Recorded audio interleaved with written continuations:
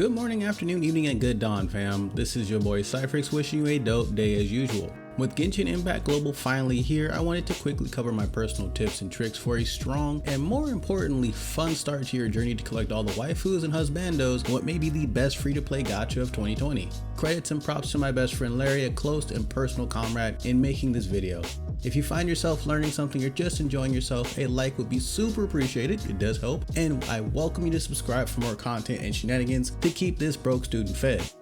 Jumping right into it, number one, don't burn your level resources super early. We're going to get a lot of extra pre-registration items, and a lot of this is going to be stuff to power level your characters.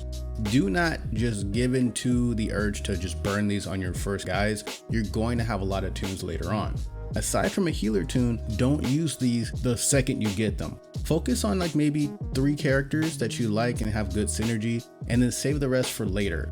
Get to know your characters, find out their synergies, find out which ones you work with best that suit your own personal style. You can eventually level up all your characters via grind, but for sake of being leveled compared to current content, focus on your core team and leave the rest for later. Find out which characters you really love. Number 2, build a strong healer as soon as possible, like ASAP. Noelle, for example, is a nice starter and a crowd favorite. Her shield gives her the ability to heal on damage done, and she does huge AoE arcs with her greatsword, giving her plenty of healing to your team in combat. Of course, there are plenty of other characters that can become healers, and that's why I said my first tip earlier on, like take your time before you power level anybody. Find out which healer is for you, because food and other sources of healing have very limited reliability in combat. Having a strong healer is key. Number 3, the twins are your first real 5-star characters. Don't sleep on them. Don't shirk them, don't ignore them, they're really powerful. Whichever twin you use, they can be adapted and eventually learn different elements, allowing them to be used in different situations based on your team's setup. These characters switch their elements by interacting with the Anemo statue in different regions of the game. Don't sleep on these guys, they're gonna be some of your strongest characters in game. Number 4, learn your synergies, period. Elemental synergies drive combat and exploration in Genshin. Synergies and combos can give a menagerie of different effects, from power fueling your ultimates, healing, CC, and mass damage, just to name a few. Opening with an ice AoE then switching to a thunder AoE can wipe low B enemies quickly and efficiently without breaking a sweat. Meanwhile, doing a focused ice move and switching to a focused fire move can easily help burst down bosses or disable annoying shields. Some of these combos are based on just good old-fashioned common sense and physics, like freezing something, melting the ice with fire doing extra damage, and then shocking the resulting water can result in a big chain combo. Here's a preview to a basic element interaction chart whose link I'm going to put down below. I plan to dive more into this in later content, so be sure to experiment on your own until then. Number 5, learn what element does what to the world. On the subject of elemental synergies, learn their interactions with the open world itself. Does the enemy have an annoying ice or wooden shield? Use a burn effect to get rid of it. And then leave them vulnerable, and they'll usually go through some kind of reaction animation CC, just leave them open for another attack.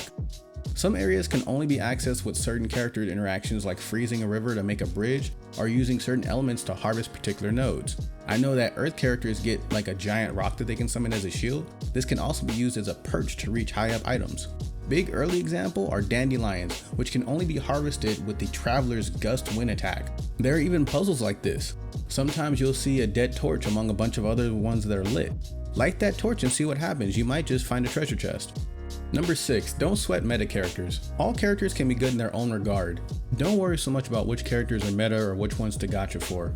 Many reviewers and a lot of different forums agree that this game may be the one, or maybe the first gacha game ever where 1, the starter characters are not useless and forgotten after you find new tunes, and 2, you can get through the entire game free to play with no superficial difficulty wall where you'll need to pump in your gachas to progress through the later game.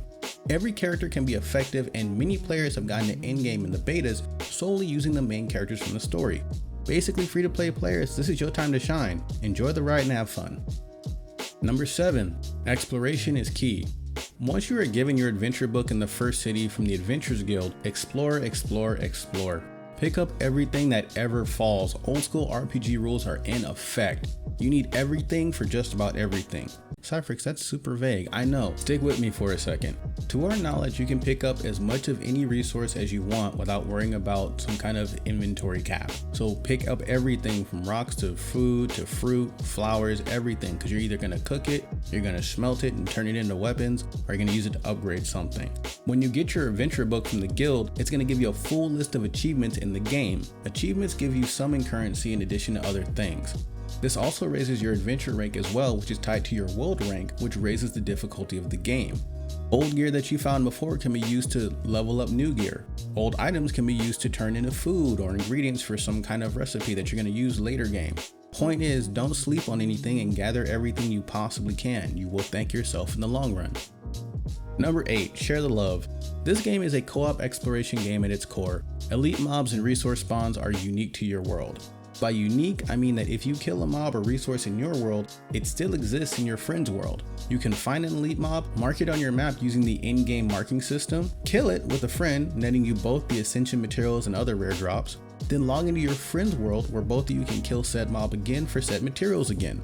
I believe this works for puzzles and is meant to encourage co-op play and coordination to help max out your tunes. This was a big thing in the staff interview, and I'm glad to see that they stuck to their guns.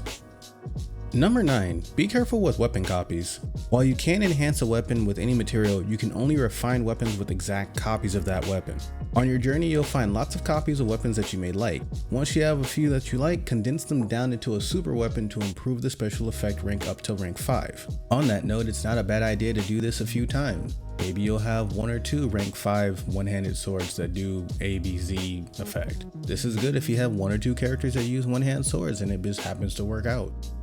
Number 10, bring a map and a claymore for mining. Whenever you find a mining node, mark it on your map. This will be helpful for when you have to find it again after it's respawned after a certain amount of time. The map has a ton of icons for marking things from ore nodes to name bosses. Also, when you go get that ore, ranged weapons don't break ore, and swords and spears have very little effect. Use a great sword and save yourself some time. Number 11, learn to cook often. The food items in Genshin can be really powerful buffs, but that's not the only reason you want to practice.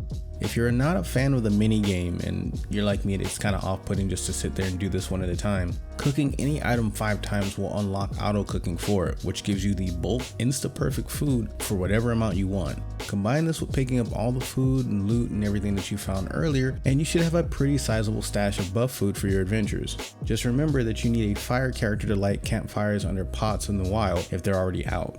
In addition, certain characters have cooking perks, so be sure to click on a character icon in the upper right when cooking to switch to a character with a cooking passive that's going to help you out.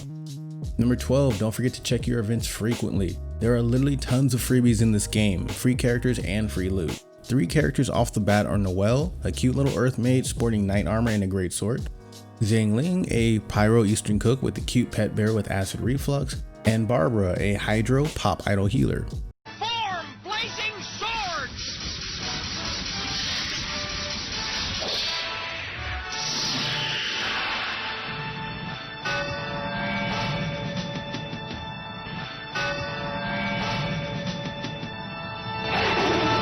You can get Noelle really early in the game 100% using the pre-registration summon items that we get on the Noelle banner.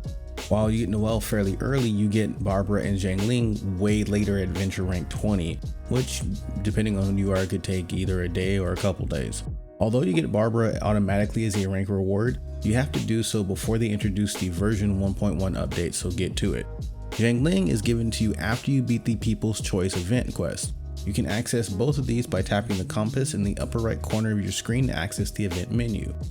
Check this frequently because yes, while this tip seems like it's very specific to right now, this second in the beginning first days of the game, I guarantee you that they're going to continue to do events like these where you can have free characters just for hitting certain level events or doing certain things within a certain time frame. Check this event tab so that you don't sleep on this. And that's it for now, guys. I hope to see you guys in my future streams for shenanigans. If this helped, please share it with a friend, and better yet, if you have a tip to share, put it in the comments down below for the rest of us to see and share. I'll quote you in the top pinned comment so we can get that sweet street cred for you. Love, peace, and elevate your hunts, guys. Lates.